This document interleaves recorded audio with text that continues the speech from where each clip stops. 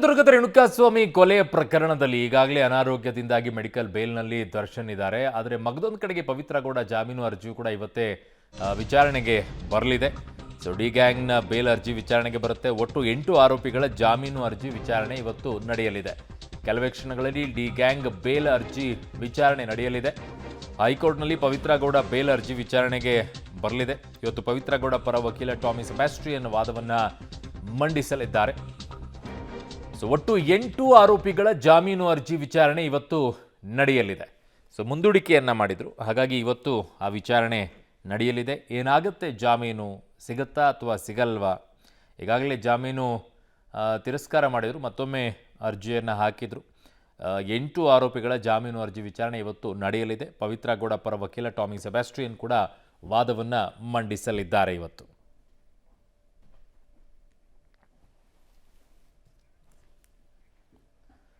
ನಟ ದರ್ಶನ್ಗೆ ಈಗ ಡಬಲ್ ಟೆನ್ಷನ್ ಶುರುವಾಗಿದೆ.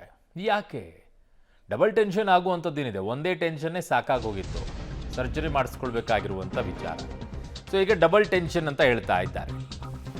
ಏನು ಡಬಲ್ ಟೆನ್ಷನ್ ಅಂತಂದರೆ, ಆಪರೇಷನ್ನ ಟೆನ್ಷನ್ ಒಂದು ಕಡೆಗೆ, ರೆಗ್ಯುಲರ್ ಬೇಲ್ನ ವಿಚಾರ ಇನ್ನೊಂದು ಕಡೆಗೆ. ಈ ವಾರದಲ್ಲೇ ನಟ ದರ್ಶನ್ಗೆ ಸರ್ಜರಿ ಅಂತ ಹೇಳ್ತಾ ಇದ್ದಾರೆ. ವೈದ್ಯರ ಸಿದ್ಧತೆ ಮಾಡ್ಕೊಳ್ತಾ ಇದ್ದಾರೆ. ಆಪರೇಷನ್ ಮಾಡಿದರೆ ರಿಕವರಿಗೆ ಮತ್ತೆ 3 ತಿಂಗಳು ಬೇಕಾಗುತ್ತೆ.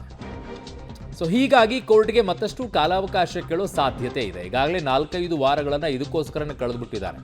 ಡಿಸ್ಕ್ ಆಪರೇಷನ್ನು, ರಾಡ್ ಅಳವಡಿಕೆಯೋ, ಇವೆರಡೂ ಕೂಡ ಈಗ ಚರ್ಚೆಯಲ್ಲಿದೆ.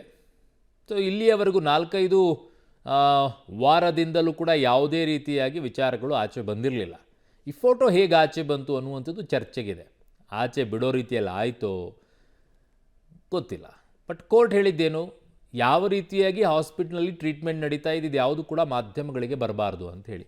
ಈ ಫೋಟೋ ಹೇಗೆ ಬಂತು? ಅವ್ರು ನೋಡ್ತಾ ಇರುವಂಥ ಫೋಟೋ ತೆಗೆದು ಕಳಿಸಿದ್ರಾ ಏನಪ್ಪ? ಭಾಳ ಇಂಟ್ರೆಸ್ಟಿಂಗ್ ಆಗಿದೆ ಅದು. ಡಿಸ್ಕ್ ಆಪರೇಷನ್, ಬೆನ್ನು ಮೂಳೆಗಳ ಮಧ್ಯೆ ತೇವಾಂಶದ ಭಾಗ ಇರುತ್ತೆ. ಆ ತೇವಾಂಶದ ಭಾಗ ಬೆನ್ನು ಮೂಳೆಗಳಿಂದ ಹೊರಗಡೆಗೆ ಬಂದಿರುತ್ತೆ. ಆ ಮೂಳೆಗಳಿಗೆ ಒತ್ತಡ ಆಗುತ್ತೆ. ಒತ್ತಡ ಹಾಕಿದಾಗ ನೋವು ಬರುತ್ತೆ. ಸೊ ಈ ಎಲ್ಲವೂ ಕೂಡ ಇದೆ. ನನ್ನ ಸಹೋದ್ಯೋಗಿ ಲೋಕೇಶ್ ಕೊಡಗದಾಲ ನನ್ನ ಸಂಪರ್ಕಕ್ಕೆ ಸಿಗ್ತಾ ಇದ್ರೆ. ಲೋಕೇಶ್, ಏನು ಅಪ್ಡೇಟ್ಸ್ ಬರ್ತಾ ಇದೆಯಾ ದರ್ಶನ್ ಅವರ ಸರ್ಜರಿ ವಿಚಾರದಲ್ಲಿ?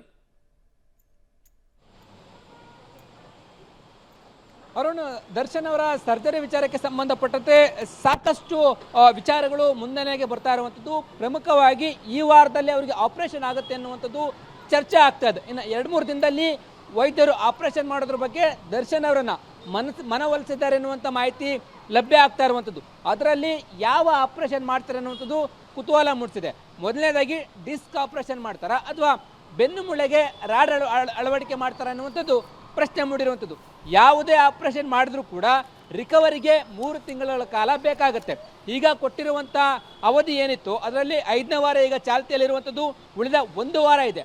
ಆಪರೇಷನ್ ಏನಾದರೂ ಮಾಡಿದ್ರೆ ಮತ್ತೆ ಕಾಲಾವಕಾಶ ಬೇಕು ಅಂತೇಳಿ ಕೋರ್ಟ್ಗೆ ಮನವಿಯನ್ನು ಮಾಡಿಕೊಳ್ಳುವ ಸಾಧ್ಯತೆ ಇದೆ. ಇಷ್ಟು ದಿನಗಳ ಕಾಲ ತುರ್ತಾಗಿ ಆಪರೇಷನ್ ಆಗಬೇಕು ಅಂತೇಳಿ ಮಧ್ಯಂತರ ಜಾಮೀನನ್ನು ಪಡೆದುಕೊಂಡು ಇಲ್ಲಿವರೆಗೂ ಮಾಡ್ದೇನೆ ಈಗ ಆಪರೇಷನ್ನು ಚರ್ಚೆ ಆಗ್ತಾ ಇರುವಂಥದ್ದು. ಹಾಗಾಗಿ ಇವರ ನಡೆ ಒಂದು ರೀತಿಯಲ್ಲಿ ಅನುಮಾನಗಳಿಗೆ ಎಡೆ ಮೂಡಿಸಿದ್ರು ಕೂಡ ಆಸ್ಪತ್ರೆಯ ಸಿಬ್ಬಂದಿ ವೈದ್ಯರು ಮಾತ್ರ ಆಪರೇಷನ್ ಮಾಡ್ತಾರೆ, ಅದಕ್ಕೆ ಒಪ್ಪಿದ್ದಾರೆ ಎನ್ನುವಂಥ ಮಾಹಿತಿ ಲಭ್ಯ ಆಗ್ತಾ ಇದೆ.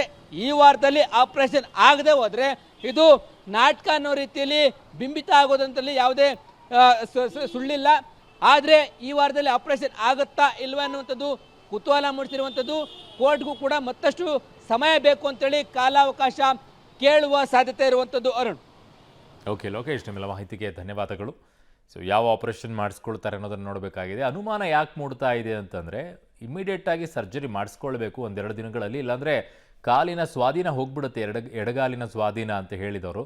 4-5 ವಾರ ಆದರೂ ಕೂಡ ಇನ್ನೂ ಆಪರೇಷನನ್ನು ಕೂಡ ಮಾಡಿಸ್ಕೊಳ್ಳಿಲ್ಲ, ಸರ್ಜರಿ.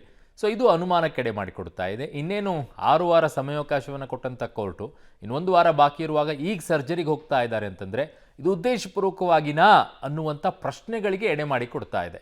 ಗೊತ್ತಿಲ್ಲ ವೈದ್ಯರು ಏನು ಹೇಳ್ತಾರೆ, ಯಾವ ರೀತಿಯಾಗಿ ಹೇಳ್ತಾರೆ, ಅದರ ರಿಪೋರ್ಟ್ ಅಂತೂ ಕೋರ್ಟಿಗೆ ಕೊಡಲೇಬೇಕಲ್ವಾ?